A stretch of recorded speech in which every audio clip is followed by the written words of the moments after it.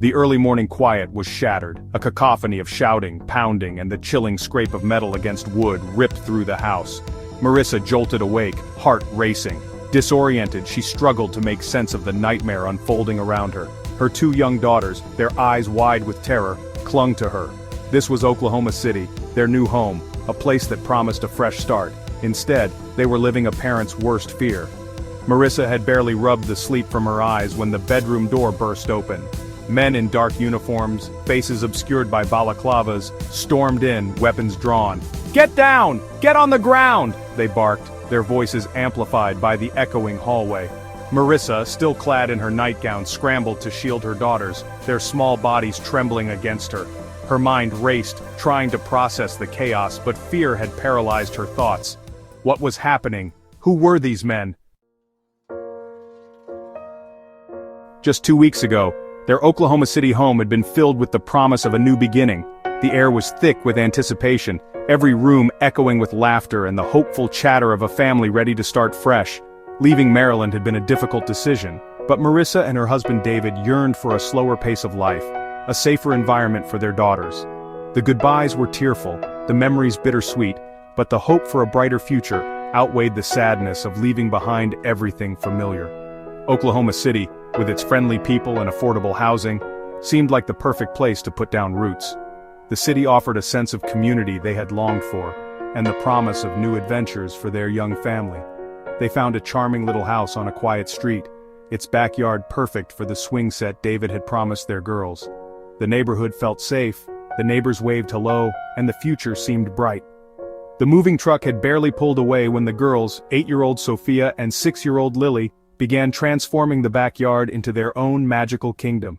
Their laughter filled the air as they explored every corner, their imaginations running wild with dreams of endless summer days. Marissa, watching them squeal with laughter, felt a sense of peace settle over her. For the first time in months, she allowed herself to believe that everything would be okay. This was it. This was home.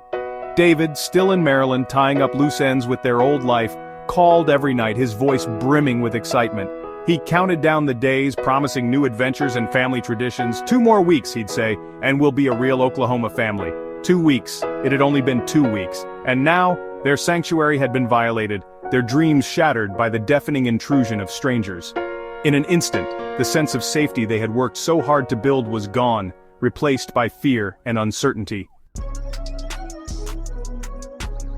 Confusion quickly gave way to outrage as Marissa listened to the agents shouting questions, their voices echoing off the walls of her new home. The chaos was overwhelming and she struggled to make sense of what was happening, her heart pounding in her chest. "Where is he? We know he's here!" one demanded, pushing past her into the living room with barely a glance in her direction. The officer's tone was accusatory, as if Marissa was already guilty of something she didn't understand. "Where's the money, the drugs?" another yelled, overturning furniture, ripping cushions from the couch. The living room was quickly transformed into a scene of utter disarray, family photos and keepsakes scattered across the floor. Marissa, clutching her daughters tightly, tried to explain through tears. "You have the wrong house," she pleaded, her voice trembling with fear and desperation. "We just moved in, we don't know anyone here, please, my children are scared." Her words were met with deaf ears. The agents, their faces grim masks of authority, continued their rampage, tearing through the house with ruthless efficiency. Drawers were yanked open, closets emptied, and every corner of the home was invaded. They shoved a piece of paper in her face, a warrant. The names meant nothing to her, and the legal jargon was a blur through her tears. "This is a mistake," she insisted, pointing to the address scrawled on the warrant. "This is our house, but those people don't live here. We just want to be left alone." One of the agents, a burly man with a shaved head, snatched the warrant back. "Don't lie to us," he snarled, his eyes narrowing. "We know you're hiding something. If you cooperate, this will go easier for you." He gestured towards the street where several more figures stood beside black SUVs, their presence a silent threat. "We're not leaving until we find what we're looking for," he declared, making it clear that Marissa and her family's nightmare was far from over. The raid, if you could even call it that, lasted what felt like an eternity. Every second was stretched thin by the pounding of boots, the shouts echoing down the hallway, and the sharp metallic clatter of drawers being yanked open. The world outside seemed to fade away, replaced by the chaos inside their own home. By the time the agents finally left, their search yielding nothing but torn photographs and shattered toys, the early morning sun had given way to a steady drizzle. The house, once a place of warmth and laughter, now felt cold and foreign, every corner marked by the evidence of intrusion. Marissa and her daughters stood huddled on the sidewalk, shivering in their thin pajamas, their breath forming white clouds in the cool air. The rain soaked through their clothes, chilling them to the bone, as they clung to each other for comfort and warmth. The agents had taken their phones, their laptops, even the cash Marissa had been saving for a down payment on a car. Every item felt like a lifeline, now severed, leaving them more isolated than ever. "We need to run some checks," the agent with the shaved head had said, his voice devoid of apology. "We'll be in touch." They were stranded. The words hung in the air, empty and cold, as the agents disappeared down the street. No phones to call for help, no way to reach out to friends or family, to let anyone know what had happened or to ask for support. No money for a taxi. No way to escape the scene, to find shelter or even buy a cup of coffee to warm their hands. No way to reach David, to tell him what had happened. The silence between them grew heavier with every passing minute, the uncertainty gnawing at Marissa's heart. All they had were the clothes on their backs and the gnawing fear that refused to loosen its grip. Hours crawled by, each minute stretching into the next, as they waited for something, anything, to change. Neighbors, their faces etched with a mixture of curiosity and concern, walked by on their way to work, their glances lingering on the family huddled on the curb. Some whispered to each other, others simply looked away, unsure of what to say or do.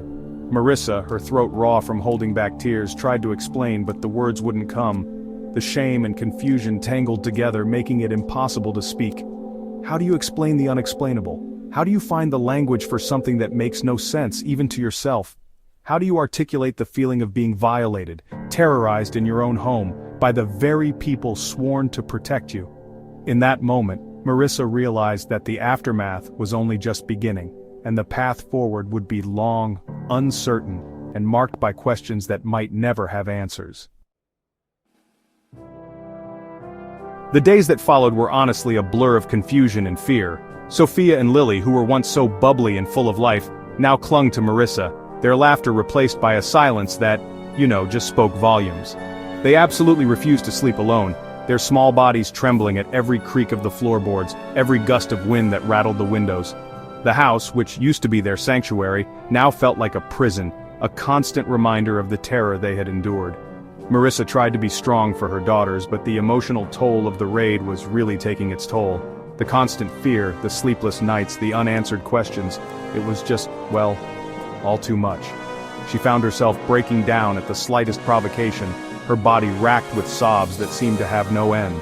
The life they had so carefully built, the sense of security she had fought so hard to create for her children, had been shattered in a matter of hours. The emotional scars, she knew, would take far longer to heal. Desperate for answers, Marissa reached out to the authorities. She called the FBI, the U.S. Marshals, even Homeland Security. Each call was met with the same frustrating response. "We have no record of such a raid. We're looking into it, but it will take time." "You must be mistaken, ma'am." The denials felt like another betrayal, another layer of injustice piled upon the already unbearable weight of their ordeal. How could they have no record? How could they deny what had happened? Marissa held on to the tattered remains of the warrant, the only physical proof she had of the nightmare that had invaded their lives. But even that seemed to be dissolving before her eyes, the ink running, the paper disintegrating like a cruel metaphor for the crumbling remnants of her family's sense of safety and security.